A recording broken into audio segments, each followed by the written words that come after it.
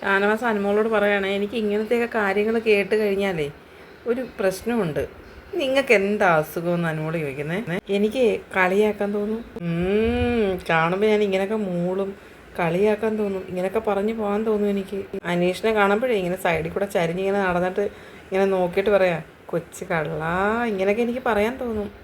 പിന്നെ അയ്യോ അങ്ങനെ പറയല്ലേ. പിന്നെ എനിക്ക് തോന്നുന്നത് പുള്ളിക്ക് ഞാൻ ഇങ്ങനെ പറഞ്ഞത് മെൻ്റലി ഭയങ്കരമായിട്ട് വിഷമമായെന്ന് തോന്നുന്നു.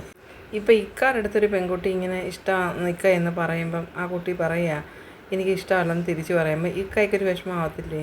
അത് എനിക്ക് മനസ്സിലാവുന്നുണ്ട് അവൻ്റെ വിഷമം. പിന്നെ ഇക്ക എന്തിനാ കളിയാക്കുന്നത് എന്ന് അനുമോള് ചോദിക്കുന്നത്. അപ്പോൾ പറയാം, കളിയാക്കുന്നതല്ല, ഞാൻ സന്തോഷിപ്പിക്കുകയാണ്. അങ്ങനെ ചിന്തിക്കും. പുള്ളിയുടെ സ്ഥാനത്ത് ഞാനായിരുന്നെങ്കിലോ? ഇക്ക ഒന്ന് ചിന്തിച്ച് നോക്കിയെന്ന് പറയുന്നുണ്ട് അനുമോൾ.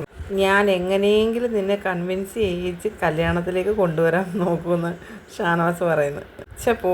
അത് ഇക്ക, പുള്ളി അങ്ങനത്തെ ഒരാളല്ലെന്ന് അനുമോൾ പറയുന്നുണ്ട്.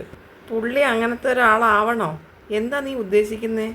ഞാൻ പുള്ളി അങ്ങനെ ആക്കി കൊണ്ടുവരണോ? എന്താ ഞാൻ നിങ്ങൾക്ക് വേണ്ടി ചെയ്യേണ്ടത്? ഷാനവാസ് ചോദിക്കുക. അപ്പോൾ അനുമോളിങ്ങനെ ചവിട്ടാനായിട്ട് ഇങ്ങനെ കാല് വെക്കുന്നുണ്ട്. അങ്ങനെയല്ലിക്ക, ഞാൻ പുള്ളി അങ്ങനെ പറഞ്ഞു വന്നാലും ഞാൻ നോ എന്നൊരു ആൻസറേ പറയത്തുള്ളൂ എന്ന് അനുമോൾ പറയുന്നുണ്ട്. അനുമോൾ പറയാ, എനിക്ക് നല്ല പേടി, ഇതെല്ലാം കണ്ടു കഴിഞ്ഞാൽ അനീഷേട്ടൻ്റെ ആൾക്കാരെല്ലാം കൂടെ എന്നെ പഞ്ഞിക്കിടുമോന്നാ പേടി.